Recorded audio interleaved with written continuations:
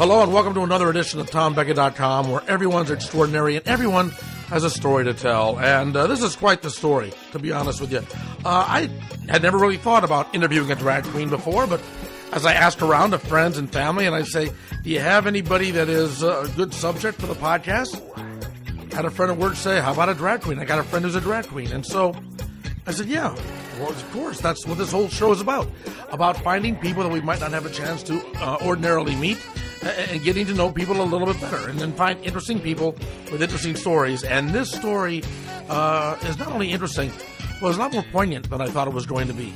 It was a lot deeper than I thought it was going to be. To be honest with you, I kind of thought of the drag queen life as being something that was just rather superficial, and but it really, this interview took a turn that I wasn't anticipating, and that I found fascinating, and I hope you will too. So here's Anna Roxia.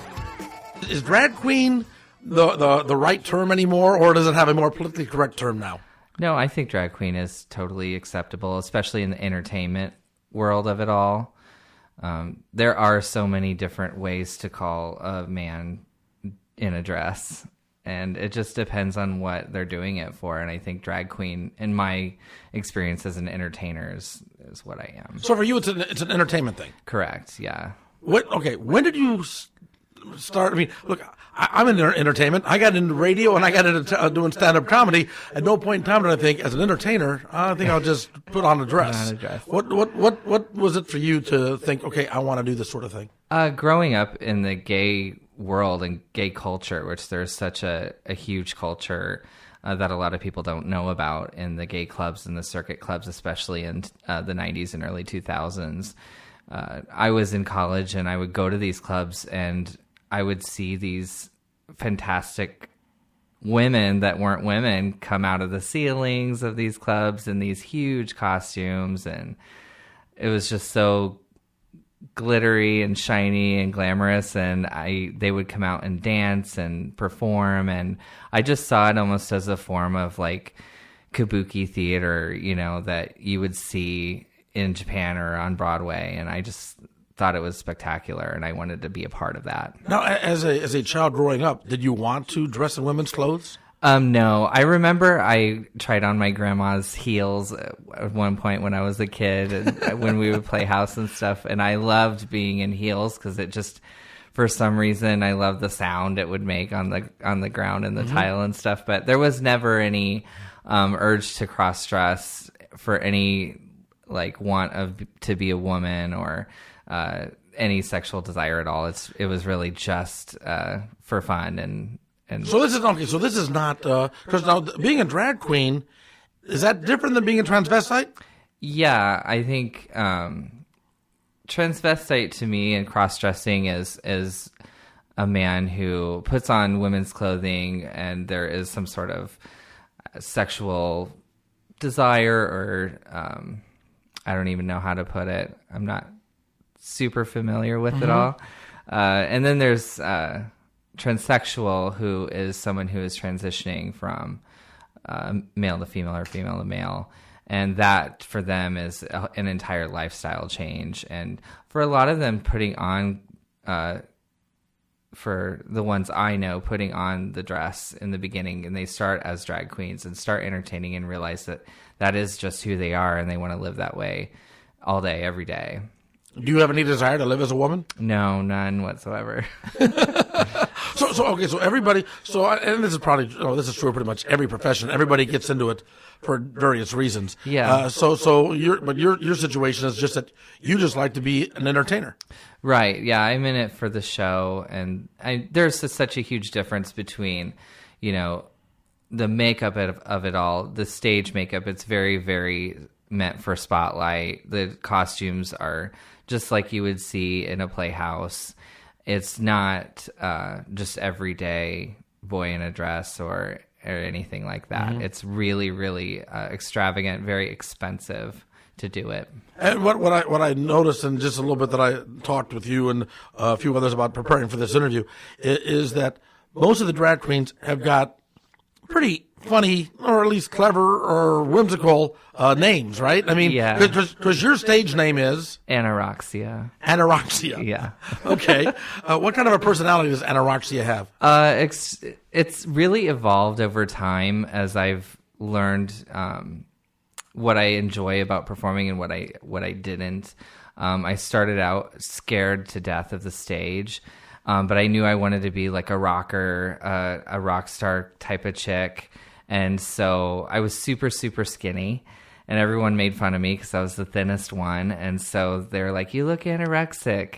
And instead of anorexia, I chose anorexia because I wanted to rock it out. Okay, so walk me through the whole process here. Okay, so you're a young man going to some gay clubs. Yes. And I assume, like, many of my gay friends and that, you knew at an early age that you were gay. Yeah, I knew I was very young. Okay. Yeah. You knew. Was this a problem growing up as far as, in other words, I'm going to play pop psychologist here for a second, okay?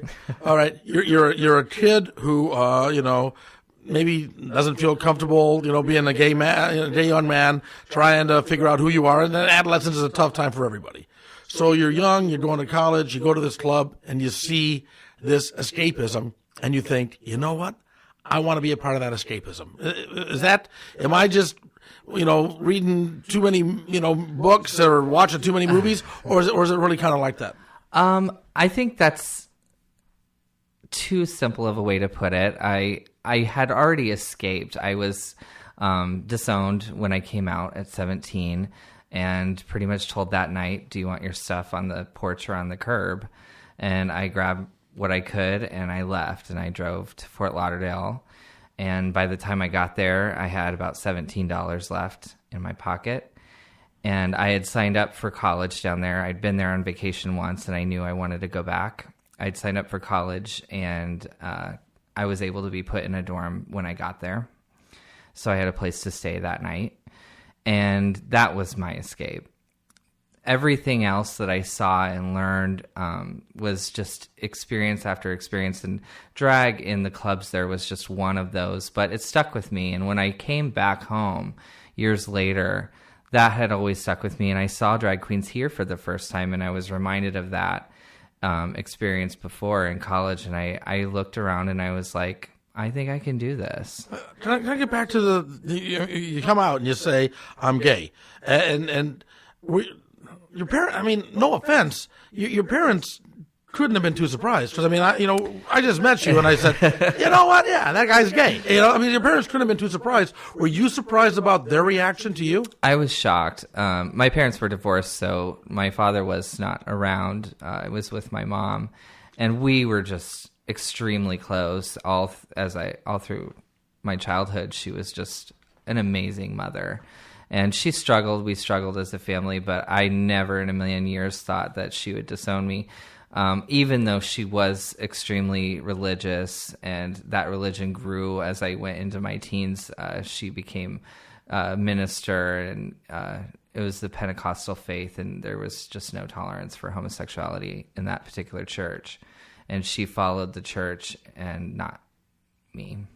Had to be. I can't imagine what that drive must have been like from here to Fort Lauderdale, and just what was going through your mind. It was terrifying. I had never gone anywhere by myself. I was scared to drive out into West Omaha, let alone, across the country. Yeah. But it changed my life for the better, and I ended up traveling all over on breaks and stuff because they would kick us out of the dorms. We had nowhere to go, so we would just travel. And then you say you wound up coming back home because you're living back here now. But did you reconcile with your mom? Eventually, yeah. It's never been the same, and I speak to her maybe a couple times a year. But just we keep it very cordial, and we love each other. But I just don't think that we can accept each other in our everyday life. Does she know that you're anorexia? No. No. Not to my knowledge. I think she may know because most of my family knows, but I've never gone to her and thrown it in her face or anything. I've tried to be really respectful and just say, if you want to know that bad, it's literally everywhere around me, and I'm pretty well known in the community and stuff. She would know if she chose to know, I think. So you talk about the rest of members of your family. First of all, was it a big family or brothers and sisters? What? Yeah, I have 5 brothers and sisters, and they're all halves, split between my father, and he remarried, and my mom remarried. But I feel like they're all, full-blood siblings. Yeah. How did your dad react?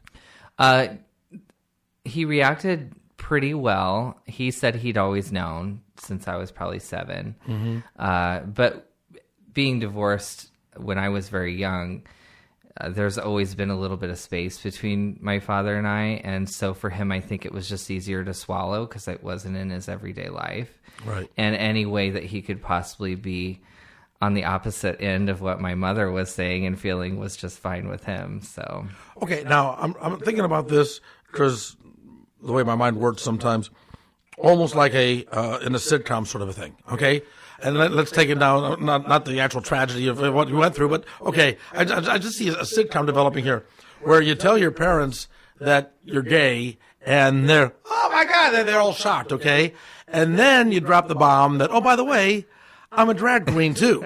I mean, that as your family, when they found out that you were a drag queen, was it?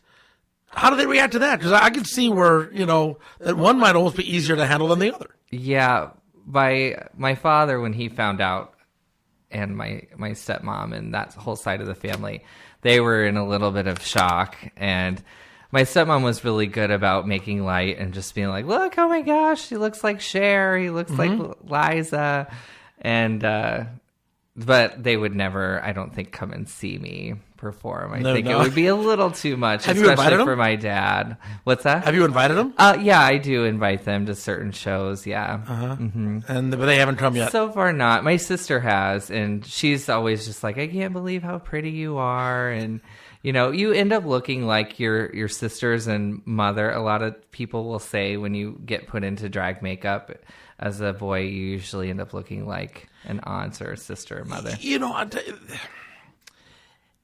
from my world, hearing you, this seems weird to me. I'm not being judgmental or anything. It's just that if I were to be in a dress and have family members say, "Oh, how pretty you are! You look just like your mom," or whatever, I'd be like creeped out. You're not, obviously. No, I think it's just probably, obviously, for me, I'm used to living in this world, and it is totally different for a lot of people. I view the gay community and drag as almost like geisha back before the World War II, where it was just a huge part of culture there. And it was these people that had spent their entire lives developing this stage act, and it's extremely extravagant, and the lifestyle is a little weird. But then all of a sudden it was just exposed to everybody. And some people I would think would be, okay, this and that could be taboo. And others would be like, oh no, it's beautiful. And it just turned into, and that's what drag is turning into right now, as it hits TV and it hits radio and you're seeing more and more everywhere. I think people are going to slowly get more and more comfortable with it. And they're going to see that it's really just an entertaining, fun thing that's always been with the gay community, but now it's going to be seen, everywhere. It's interesting you say that because I remember as a kid watching the Ed Sullivan Show. And the Ed Sullivan Show, was a show that had everything. I mean, you had rock stars, but you also had comedians. You had, opera singers. You had, jugglers or whatever. You had a little bit of everything. And I do recall there was somebody, and I will never remember his name, but this guy would show up on Ed Sullivan periodically, dressed as Barbra Streisand or Judy Garland or something, and he was a female impersonator, and it was accepted. I mean, I remember my family, we'd all get together on Sundays and watch the show. I remember being out over at my grandparents' house and stuff, and just comments made about this performer when they were up there. But I think that there was more bitching about the length of the Beatles' hair than there was about this guy performing in drag. Right. I think there was maybe some denial. I think they might have just said, "Oh no, he's just a man that likes it's a Broadway thing," and it was accepted, and not really being a gay thing. Do you think that as the gay community has come out, has this made the drag queens more acceptable or less acceptable? In just, in the artistic world. In other words, because, again, as a kid growing up, I just saw female impersonator on TV as being, well, okay, it's a form of entertainment. Now I would see it as being, it's a gay thing. Right. I think as the gay community has gained, our rights have gained momentum and things around the country, I think it's just become one pill after another that America has to swallow. Mm-hmm. And as they swallow the marriage thing or don't ask, don't tell or all that, I think mentally people put our rights one foot in front of the other, one right after the other, to where transsexual rights and just seeing a drag queen or whatever the next thing may be, it's like, oh, what's next? Another, and really it's all just part of the same community asking for the same thing as everyone else. And it's really, there is no what comes next. It's, well, I'm a drag queen, but I'm a gay man, and what I do is entertain the gay community and the straight community. Are there straight men that just enjoy this, like you said, the entertainment aspect of it or the performance part of it? Are there straight drag queens? Yeah, it's not often that you run into that, but we do have straight men that backup dance for us a lot, and it's because there is a lot of theater aspect to it. There's a lot of choreography that goes into it, and people want that theater outlet, and they come to us and perform with us. But as far as putting a straight man in a gay club, I performed in straight clubs all over too. You always get that first timer that is, his wife puts him in the front row and he's just sweating and he's so uncomfortable and scared to death that we're going to come up and say hi.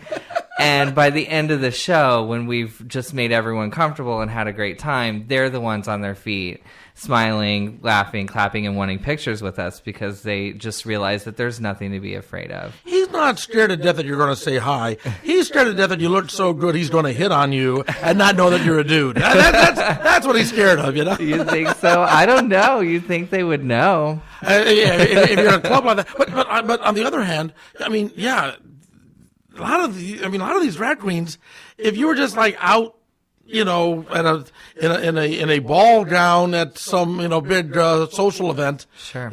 Yeah, it'd be tough to tell, wouldn't it? Yeah, there are, especially around here, there are several that are just absolutely stunning. And I have met, and we've all argued, was he really straight before? But a friend of mine, he was a really straight guy. He was a tattoo artist, big muscle guy that you would never expect to see in a gay club. And he saw a friend of ours perform one night, and he was in love with her immediately. And this is someone who's just a drag queen, just an entertainer, lives as a boy.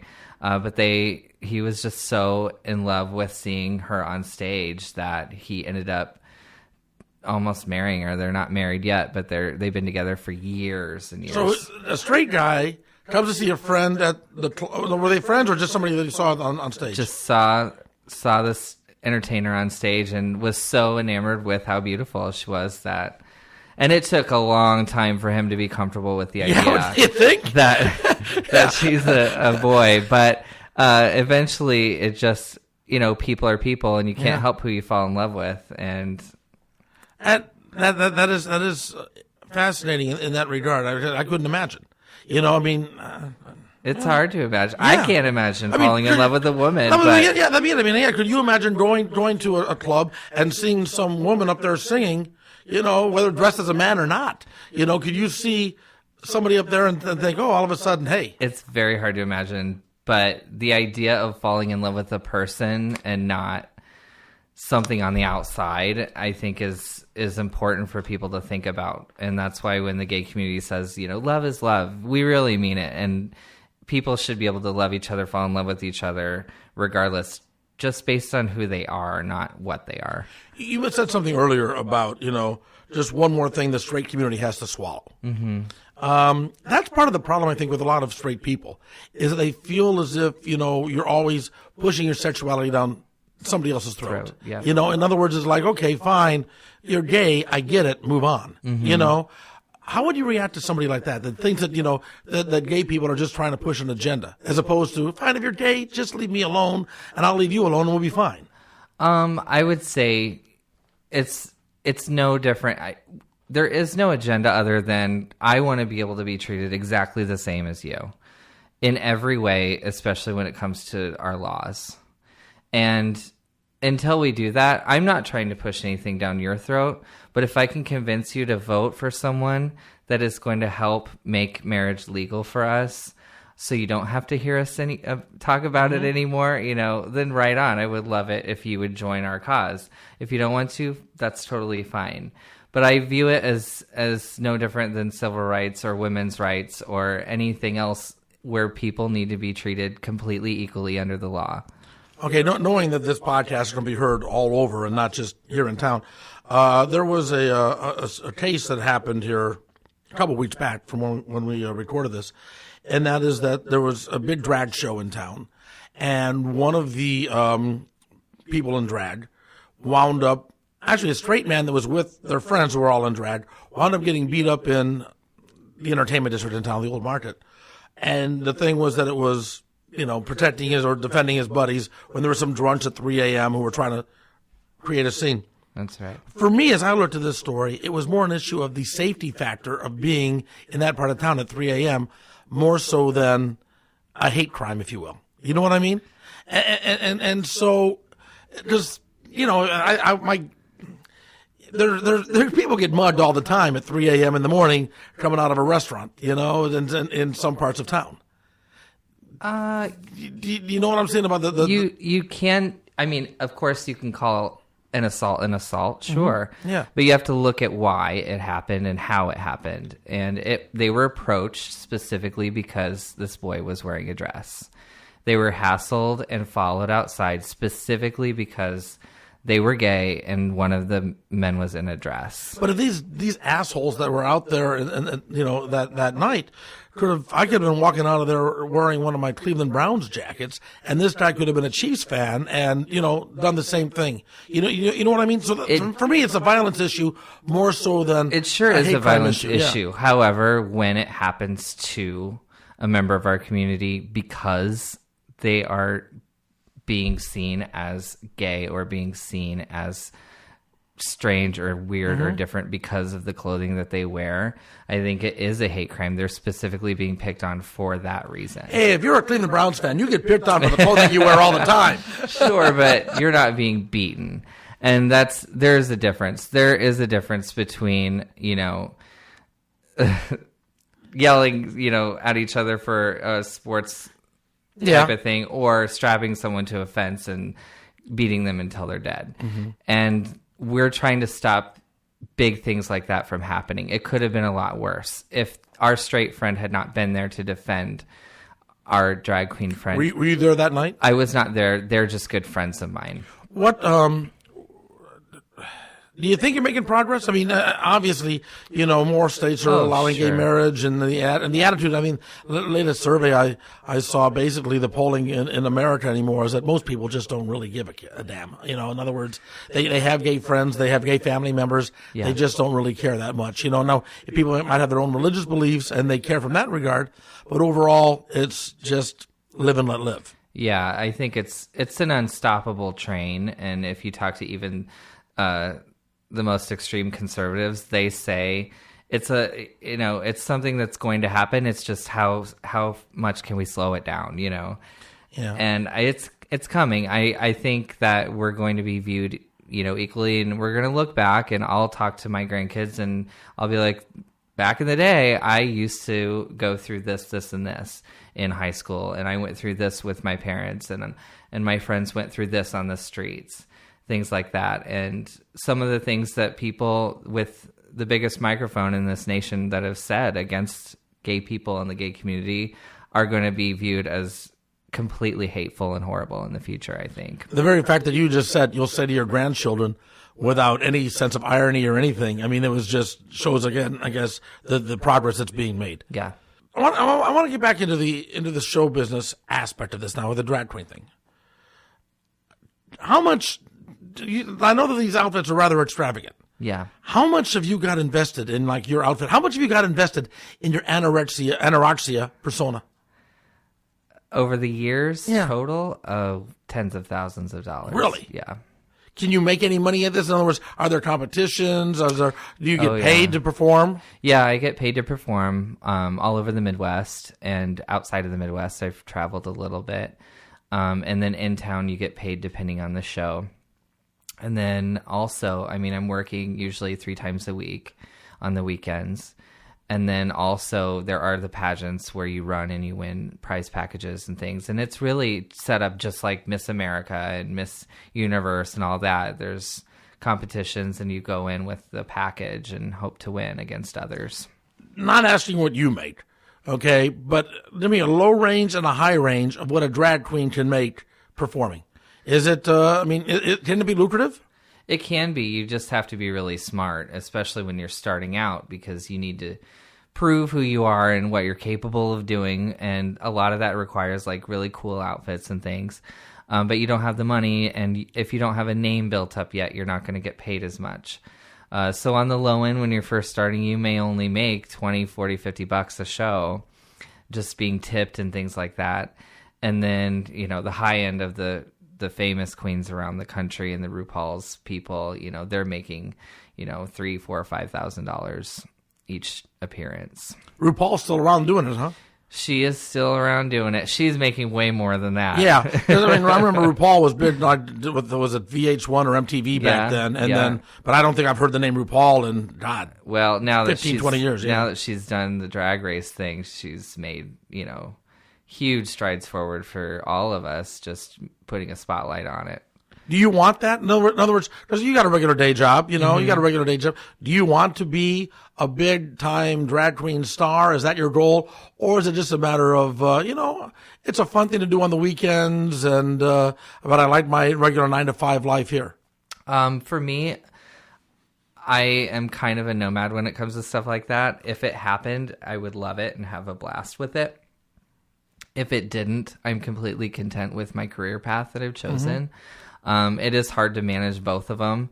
A lot of queens have said, you know, it's their goal and their ambition to get, you know, a national title or get on TV and whatnot. I'm not driven to that extent. If it falls into my lap and if I do well as I go, then great. But it's not something I'm going to chase after. You know, when you were talking about what it's like being a drag queen, like I said, first, you know, shows $50 and all that till you build your name up. It sounds just like when I was doing stand-up comedy, what it's like being a stand-up comic. You end up doing open mic nights and dive bars, and then you build a bit of a name, and then somebody wants to hire you, and you make $50, and then somebody else sees you and say, okay, you got experience, now we'll hire you, and you make more and more and more to the point where you can actually maybe make a living at it. Yes. So it's the same sort of a thing. It's exactly the same. Some of the places I have performed in, you would just not believe. It's just incredible.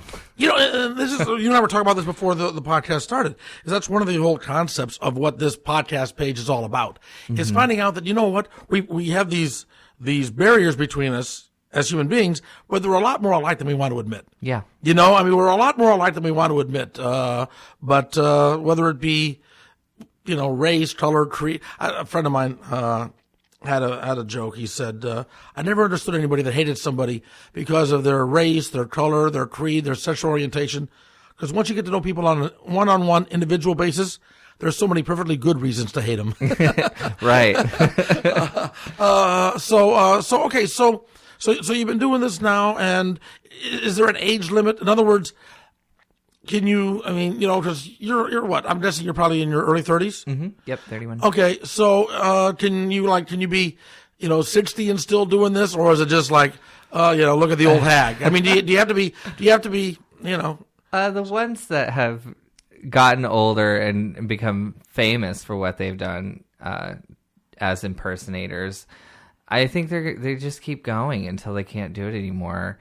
A lot of them go on and they get, you know, their eye lifts and their lips done and everything just to stay up with it all, like everybody else does as they get older, if they choose to stay looking young. For me, I think I can't imagine doing it past my early 40s, just because I I don't know. It's just not in my blood that long. Mick Jagger said he couldn't imagine singing Satisfaction when he was 40, you know, so you never know. Yeah, but I would think that that's sort of, I mean, I've never been to a drag show, so I don't know. I'm just. Well, there's always just young blood behind you, and they're gorgeous, and they're coming up, and you're just like, oh, you have to try so much harder. It's already harder for me. You know, I'm 10 years older than some of these queens coming out, and they're doing splits and backflips and things, and I can't even imagine touching that anymore. You know? Oh, that's it too, I guess. What is the act? I mean, in other words, do you? I mean, is it acrobatic? Are you singing? Are you telling jokes? Are you dancing? What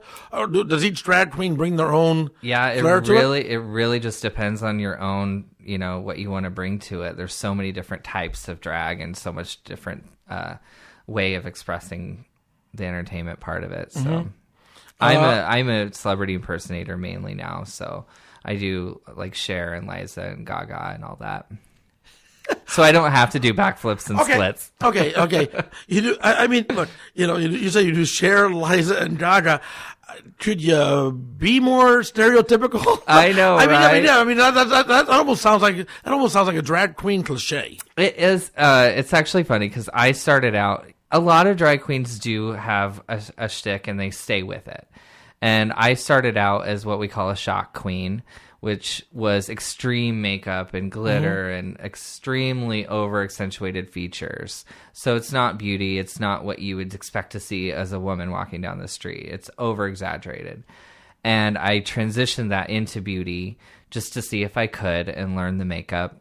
And then once I learned how to do different types of makeup, I wanted to be a queen that could do any kind of makeup. So I started dabbling with celebrity impersonation. And now I can do all of that. So it's like adding ammunition to your box, and you're ready to go to war, you know, against these other queens in competition. That's the goal, is to be able to beat them in a lot of different rounds. Now, but if you're going, do you know in advance? In other words, if you're doing an event, let's say it's either a show or a competition, you're doing an event, and you're going to go with Cher, and you show up and there's like 3 other Chers there. I mean, do you guys know in advance what everybody's doing, or? Yeah, not in competition. Mm-hmm. In competition, there could be 3 other Chers, and it's just, you know, let's stack them up and see who's got what it takes. In shows and just entertaining, we do know who's going to be in the show, and we contact each other via Facebook and stuff, and just figure out. So none of us do the same thing. Okay, so you're all different. That way. We want it to be as entertaining as possible for the audience. So we don't want to have 2 queens come out and do the exact same number. I'll tell you what, this has been fascinating. I mean, seriously, because this is so far outside of my world that Sure. you know, and just that I can't imagine wanting to go see a drag show. I mean, but then again, you know, can't really imagine, you know, wanting to go see a lot of other entertainment either. Right. That is obviously very popular. Do you ever think that drag will become a mainstream form of entertainment? You know, or will it be kind of a niche thing like an opera or something like that? Do you ever think, though, or would it become? I guess RuPaul became mainstream, huh? Yeah, she definitely took it to a mainstream level. And I think in the future, it certainly could continue to go that route. We've got drag queens now that are walking for designers and things on runways, on reality TV all the time. They're being booked, and starting to see drag queens and transsexuals just booked in primetime TV as well. So I think it's all just coming out a little bit at a time, and it could end up becoming a form of mainstream entertainment, like a dinner theater and things like that. But as far as being, you know, Monday Night Football, no, it's not going to happen. you don't think you won't be filling 18,000 seat arenas with us, right? You know, not right now. In Vegas, that's about as big as it gets for us right now. Is like Divas of Las Vegas and things like that. Every city in America has a casino now.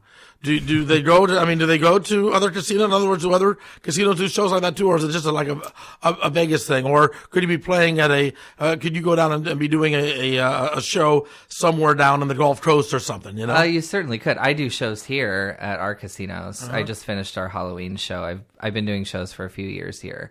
And they're mainly straight audiences, which is the best part. They're loving it. And they're coming in from the casino, sitting down and watching this show. Have you ever had, going back to the stand-up analogy here that I was using, do you get hecklers at those shows? In other words, I mean, like mean-spirited hecklers, people that are there and, maybe they don't even know what's going on. They're in the casino. Oh, there's a show going on. Let's go see it. And next thing you know, it's like some drunk going, "Hey, you faggots, get off the stage." Does that ever happen? Or I've never experienced that. I've been afraid that it could happen, but I've never experienced it. And I think what it boils down to is they're more afraid of us than we are them. They're just so scared we're going to come and sit on their lap or something. So if they're uncomfortable, they slide out the back, Don't say slide out the back when we're talking about something like this. Hey, Roxia, thank you for joining us. This has been interesting. Thank you so much. Do you have a website or anything? If anybody wanted to find out more about you or see what you look like, mainly just follow me on Facebook. That's what I have everybody do right now. And if I choose to take it a little bit bigger in the future, I will throw up a web page. But right now, it's just Facebook.com/Roxia. I want to thank Roxia for being so open and honest with me here today on TomBecka.com. It was not what I expected, to be honest. I'm not sure what I expected with this interview, but this wasn't it. And it was, I thought, fascinating and interesting, and I hope you did too. And if you did like it, would you share it with your friends? Would you put it out on your social media? Let people know about TomBecka.com, where every Sunday we have a different interview, a different story to tell.